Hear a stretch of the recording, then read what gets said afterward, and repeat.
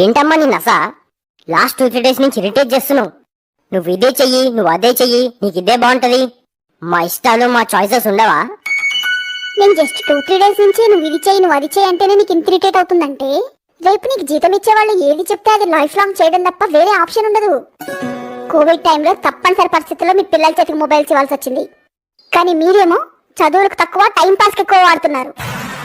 ఇప్పుడు మీరు మొబైల్స్ లో టైం వేస్ట్ చేస్తూ సరిగ్గా చదువుకోకపోతే ఫ్యూచర్ లో కాంప్రమైజ్ అయ్యి వచ్చిన జాబ్సే చేసుకోవాలి. మొబైల్స్ వాడండి, వద్దనట్లా, కానీ ఒక పద్ధతిలో వాడండి.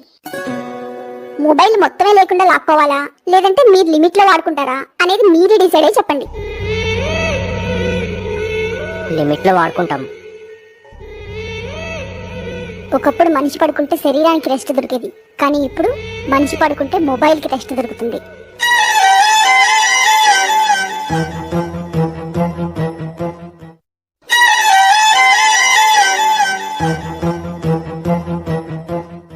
నా సూర్యుడివి, నా చంద్రుడివి, నా దేవుడివి నువ్వే.